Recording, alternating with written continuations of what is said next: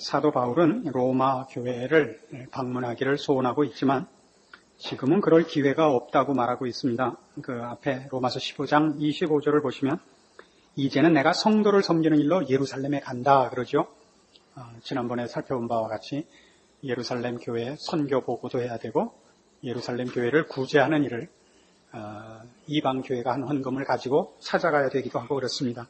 28절 보시면 그러므로 내가 이 일을 마치고 이 열매를 저희에게 확증한 후에 너희에게를 지나 서바나로 가리라. 그래서 일단 예루살렘으로 갔다가 그 다음에 로마를 방문하고 스페인으로 갈 계획을 갖고 있다고 말하고 있습니다. 그래서 지금 이 사도 바울은 로마 교회의 연약함과 그 신자된 어린 그 수준을 이해하고 이제 자기가 방문하기 전까지 저들에게 도움이 되게 하도록 베베를 저희에게 보내겠다고 하고 있습니다. 베베는 여자 집사였던 것으로 추측이 됩니다. 물론 이 베베가 바울의 역할을 충분히 대신할 수 있는 것은 아닐 것입니다. 그럼에도 불구하고 저들의 믿음과 신앙이 아직 일천하기 때문에 이렇게 누군가 도움이 될 만한 자를 보내야 될 필요를 바울이 느낀 줄로 압니다. 그래서 그를 보내면서 2절에 이런 말씀을 당부한 것이 오늘 우리가 생각해 보려는 내용입니다. 너희가 주 안에서 성도들의 합당한 예절로 그를 영접하라 하는 것입니다. 베베는 무슨 충분한 지도자로서 그 실력과 권위를 소유하진 못한 사람이었을 것입니다. 그래서 혹 로마 교회가 그를 통하여 받아야 하는 유익과 또 함께 협력해야 되는 일들에 대하여 소홀하거나 실수할까봐 여기 성도들의 합당한 예절로 그를 영접하고 무엇이든지 그에게 소용되는 바를 도와주라 하는 명령을 덧붙인 것 같습니다. 이것은 이 당시만의 문제가 아니고 오늘날에도 모든 교회의 성도들이 분명히 해둬야 할 그 실제적인 교회 안에서의 신앙생활에 필요한 부분인 줄 알고 이제 그 문제를 오늘 살펴보려고 합니다.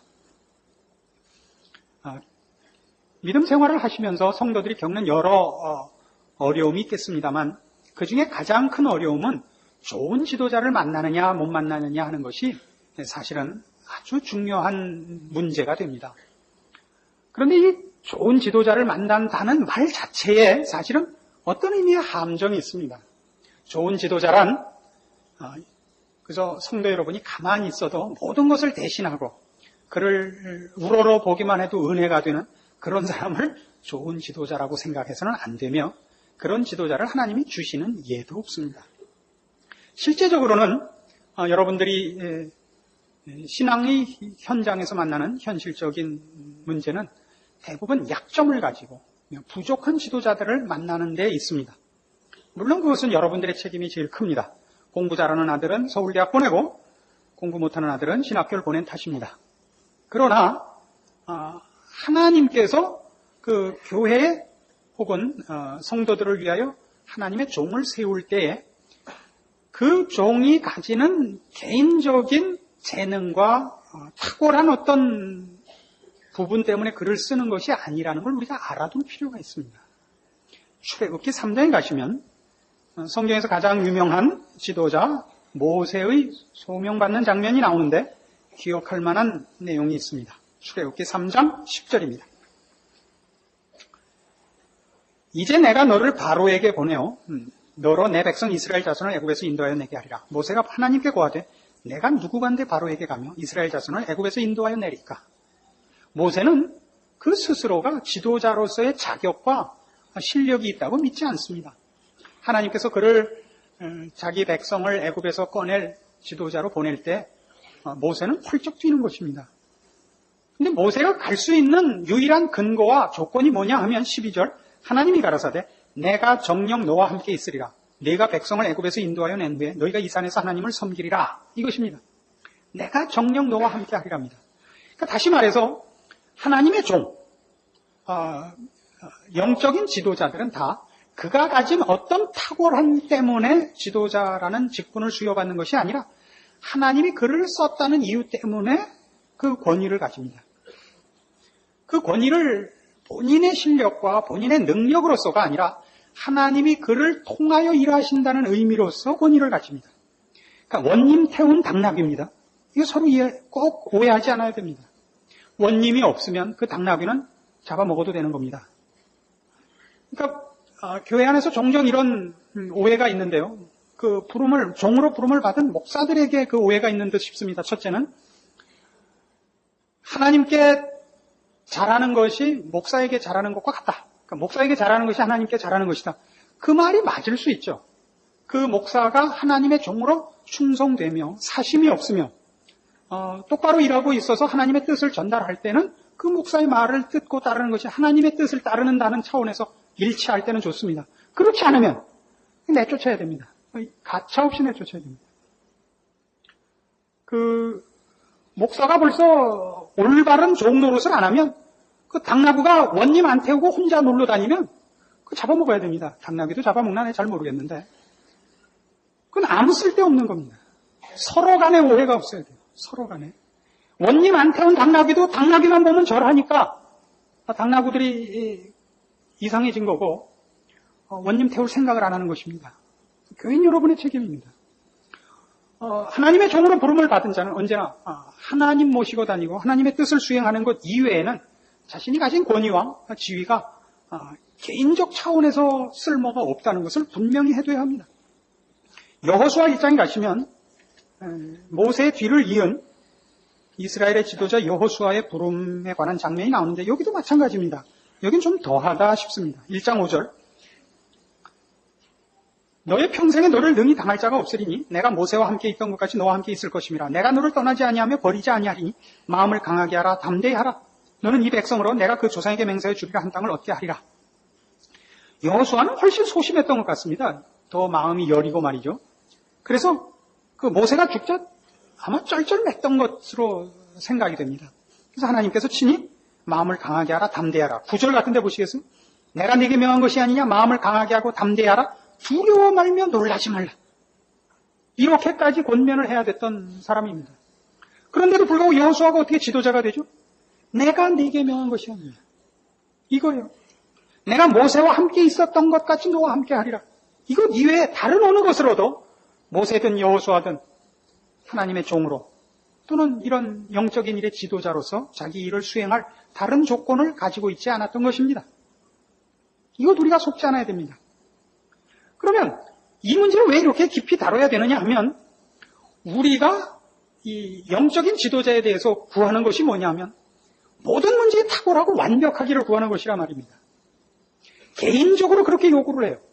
그리고 개인적으로 그 요구가 합당하지 않다 그러면 이젠 하나님이 하나님의 종을 들어쓰시고 하나님의 종으로 부르셨으면 좀 우리의 실망이나 갈등이 없도록 완벽한 자로 좀 세우시면 안 됩니까? 하는 요구를 성도들이 한단 말이죠. 근데 그렇게 요구하는 이면엔 뭐가 있는 것이냐면 여러분은 가만히 있겠다는 거예요. 훌륭한 지도자가 내 가려운 거 다 긁어주고 내가 할 거 다 하고 내가 뭐 딴 생각 안 나게 다 해달라면 그 도둑놈 배짱으로 그러는 거예요. 그게 훌륭한 생각으로 목사가 훌륭하길 바라는가? 아니에요. 그렇죠. 너무 정통으로 약점을 찔리면 할 말이 순간적으로 없어지죠. 왜 훌륭한 지도자 그래요? 여러분은 아무것도 안 하고 가만히 있겠다는 거예요. 나쁜 사람들이에요. 자기가 할 책임은 다 놓고 훌륭한 목사라는 이름 하나로 모든 것을 여러분의 책임과 여러분의 일들을 떠넘기려는 도둑놈 배짱이라고요. 그래서 하나님은 이런 훌륭한 사람을 절대 세우지 않습니다. 하나님은 어떤 사람을 세우시느냐 하면 못난 사람을 세우는데 고린도전서 1장에 가면 왜 그러시는가 하는 성경에 답이 있습니다. 신약 성경 264페이지 고린도전서 1장 26절입니다. 형제들아 너희를 부르심을 보라. 육체를 따라 지혜 있는 자가 많지 아니하며 능한 자가 많지 아니하며 문벌 좋은 자가 많지 아니하도다. 그러나 하나님께서 세상에 미련한 것들을 택하사 지혜 있는 자들을 부끄럽게 하려 하시고 세상에 약한 것들을 택하사 강한 것들을 부끄럽게 하려 하시며 하나님께서 세상에 천한 것들과 멸시받는 것들과 없는 것들을 택하사 있는 것들을 폐하려 하시나니 이는 아무 육체라도 하나님 앞에서 자랑하지 못하게 하려 하심이라. 자랑치 못하게 하려고. 이게 무슨 뜻이죠? 그가 하는 일과 그가 하는 말이 인간의 생각과 인간의 능력이 기원이 아니라는 것을 증명하기 위해요. 우리가 전달받고 우리가 해야 하는 일들이 하나님으로부터 나온 것임을 확인케 하기 위하여 하나님이 하나님의 종을 못난 자를 세우기를 기뻐하십니다. 우리는 그가 하는 말과 그가 하는 일이 하나님이 주신 말씀이요, 그러니까 받아온 말씀이요, 그가 하는 일이 하나님이 그를 통하여 하는 일이라는 것이 부각되는 그런 사람으로 하나님이 쓴다는 것을 확인해야 됩니다. 그래서 하나님께 돌아오며 하나님께 시선이 고정되는 것이 하나님의 종들의 역할이지, 그 자신들이 남과 다르다는 것을 증명받는 것이 본인들의 역할이 아니라는 것을 위하여 하나님은 미련한 자, 약한 자, 천한 자를 쓰시기를 기뻐하십니다.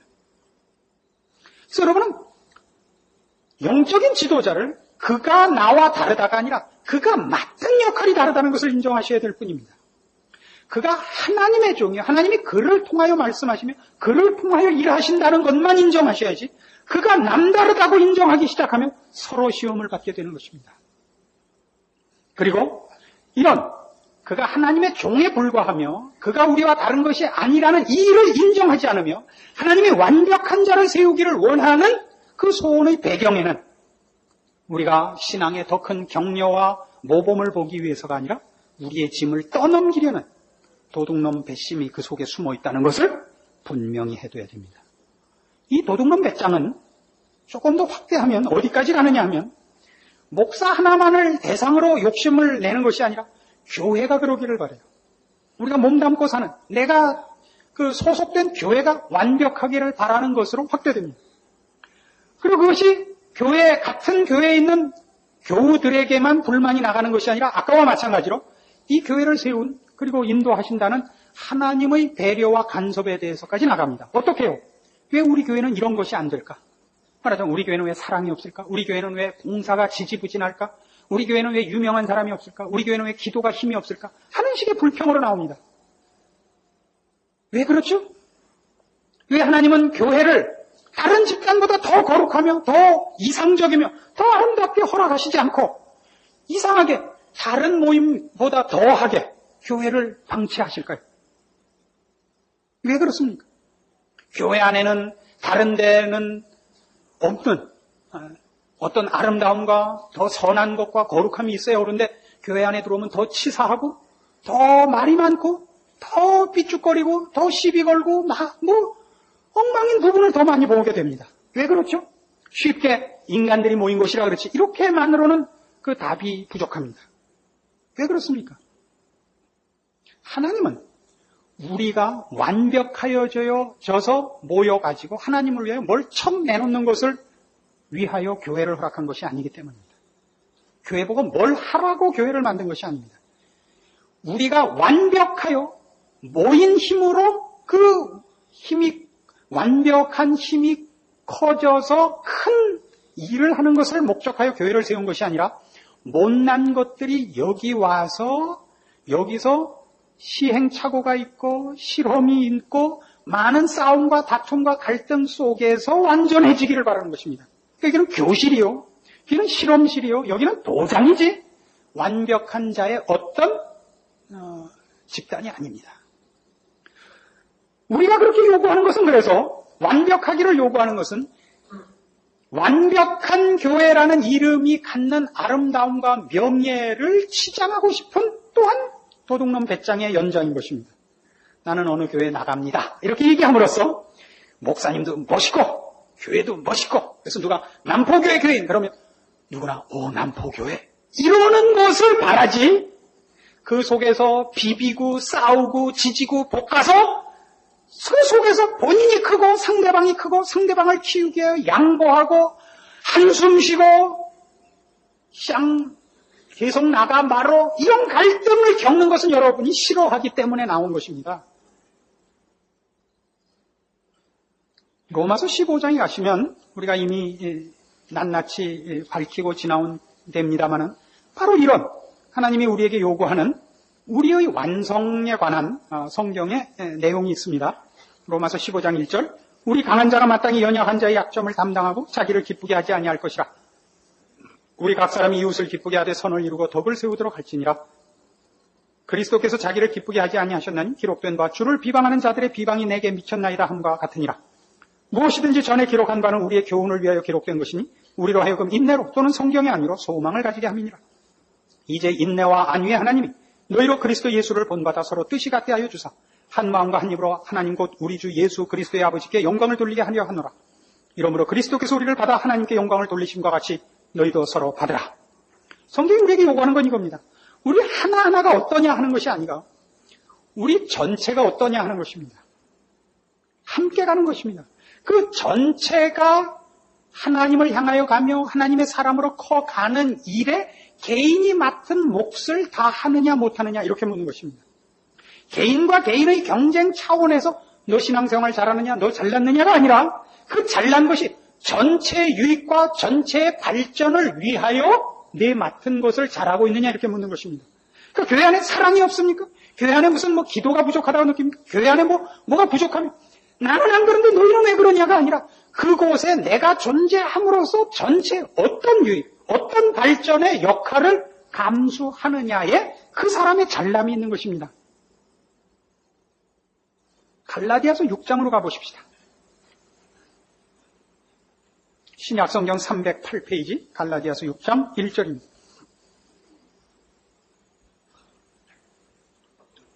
형제들아 사람이 만일 무슨 범죄한 일이 드러나거든 신령한 너희는 온유한 심령으로 그러한 자를 바로잡고 네 자신을 돌아보아 너도 시험을 받을까 두려워하라. 너희가 짐을 서로지라 그리하여 그리스도의 법을 성취하라. 그리스도의 법을 성취하는 법이 뭐라고요? 짐을 서로지는 겁니다. 그리스도의 법이 뭔데요? 그리스도의 법. 그리스도께서 머리가 되사 우리를 그 몸으로 부르신 이 법. 그리스도의 장성한 분량이 충만한 데까지 우리를 요구하시는 이 일을 이루기 위하여 서로 짐을 나눠줘야 됩니다. 우리는 더 이상 개인과 개인으로 싸우지 않습니다. 우리 개인에게 묻는 책임은 그 개인이 이 그리스도의 몸으로 부름을 받은 전체 속에서의 역할을 어떻게 감당하여 전체를 진전시켰느냐에 있는 것입니다. 그래서 어떻게 하라고요? 6장 1절에 있는 바와 같이 온유한 심령으로 이런 범죄한 자들 혹은 잘못된 자들을 바로잡으라 그럽니다. 이것이 짐을 나눠지는 법입니다. 이 바로잡으라는 것은 틀린 것을 고치라는 것이 아니라 고장난 것을 고치라는 뜻입니다. 팔이 부러지면 어떻게 한다고요? 부러진 팔을 자르는 사람은 없습니다. 뼈를 맞추고 깁스를 해서 목에다 갖다 거는 겁니다. 다치긴 팔이 다쳤는데 고생은 누가 하냐면 목이 하는 겁니다. 짐을 나눠지는 것입니다. 그러나 목이 이것을 억울해하지 않습니다. 왜요? 팔을 고쳐서 그 팔이 자기 역할을 해야 목이 도움을 받기 때문입니다. 여러분 두 팔이 다 잘리면 문을 어떻게 열 거예요? 모강지로 열 거예요? 목이 팔 다친 걸 자기의 목에 건다고 해서 억울해하지 않습니다. 이것이 우리가 짐을 져야 하는 이유입니다. 전체를 보는 눈입니다. 이것 없이 팔 부러졌을 때 다리가 나는 부러졌다? 이게 다가 아닌 것입니다. 6장 3절에 뭐라고 나오냐면 만일 누가 아무것도 되지 못하고 된 줄로 생각하면 스스로 속임이니라 이겁니다. 자기의 정직이 혹은 자기의 어떤 충성이 자기의 거룩함이 자기의 잘남이 나 고장 안 났다로 그치면 안 되는 것입니다. 내가 고장 안 나고 내가 옳으면 다가 아니라 내 옳고 나 고장 안 난 것이 전체에 어떤 몫을 하느냐로서만 그 사람이 잘났다 못났다가 결정이 되는 것입니다. 그러니까 교회 안에서도 성도들의 신앙의 큰 그 오해 중에 하나가 이겁니다. 우리 교회는 기도가 없어. 우리 교회는 사랑이 없어. 이렇게 약점을 지적하는 것이 무슨 예리한 사람인 줄 알아요. 김예리 집사. 이게 아니에요. 예리한 게 이게 비평을 하는 것이 무슨 그 지적이고 높은 걸로 생각을 해요. 빨리 덮어야 되고 빨리 고쳐야 돼요. 네덜란드 소년이 돼야 돼요. 뚝에 구멍이 났으면 어떡해요? 먼저 본 놈이 주먹으로 막으라고요. 그게 훌륭한 거예요. 뚝이 구멍이 났어요. 뚝이 구멍이 났어요. 나 3번만 말하고 추워서 들어갈 거예요.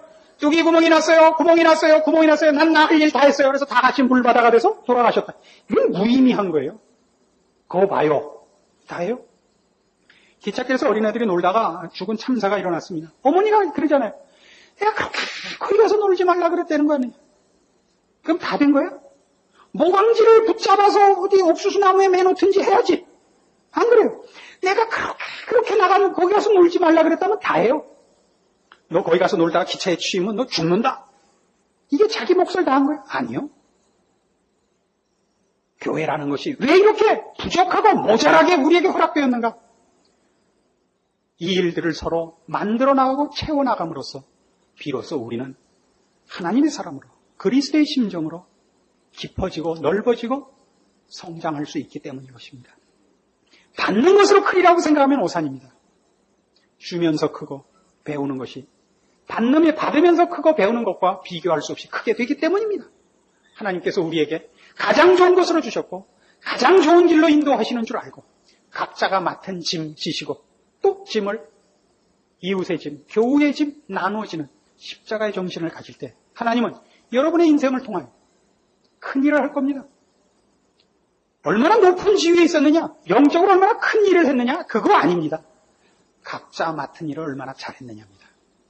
목사와 선교사가 더 뛰어난 것이 아니라 모든 하나님의 성도로 부르심을 입은 자가 자기가 맡은 역할을 감춰진 채로 해야 됩니다.